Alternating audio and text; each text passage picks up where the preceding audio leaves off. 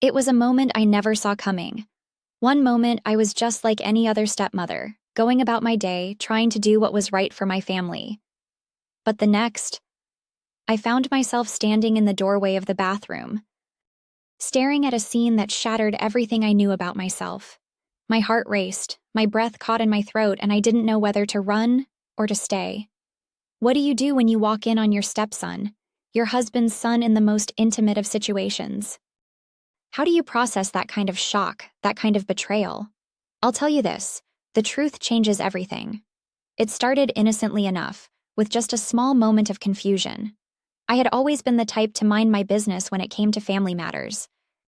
My husband and I were in a good place, or so I thought. Things weren't perfect, but no family ever was. There were the usual struggles, the everyday tensions, but we were getting by. And my stepson, well, he was a good kid. At least that's what I thought. His name was Liam. He was 18, old enough to be his own person, yet young enough that I still felt a sense of responsibility for him. When I first married his father, I never expected things to get complicated, but as the days passed, I began noticing things that started to raise questions. Little things at first, like the way Liam would linger around the house when he didn't need to be there. The odd glances he would throw my way when we were alone in a room. I thought I was imagining it at first, but then there were the moments when I caught him staring just a little too long. But that wasn't the worst of it. The worst came when I walked into that bathroom. I had no idea what I was walking into. None. But as soon as I opened that door, everything changed. I didn't mean to barge in. I didn't intend to invade his privacy.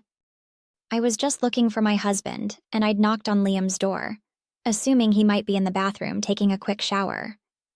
It wasn't unusual. He often took longer showers than anyone else in the house. It was something I had accepted, though I never understood it. But as I pushed the door open, I froze. There he was, Liam, in the shower, but not alone. He didn't notice me at first. His back was to me. And he was so absorbed in what he was doing that he didn't hear the door creak open. But I did hear the sound. The soft, almost rhythmic splashing of water, the sound of his breath as he moved. I should have turned around.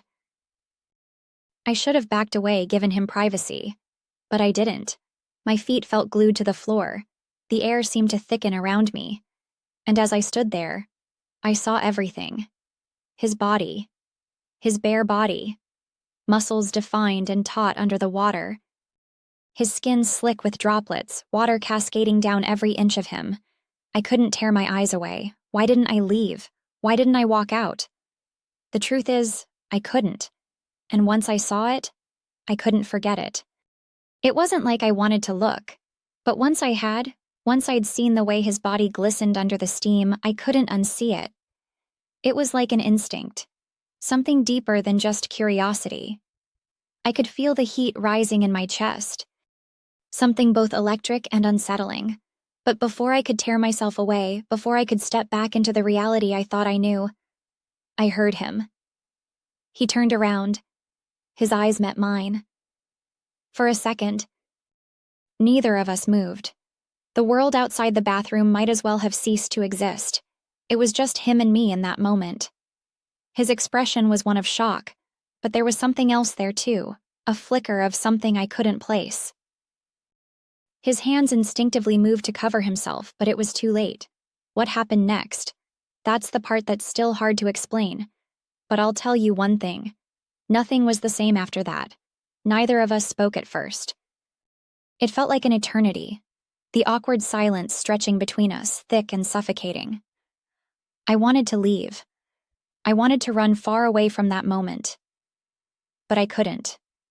My feet felt heavy, rooted to the floor. Liam didn't say anything either. He didn't apologize, he didn't even try to explain. His eyes never left mine, though.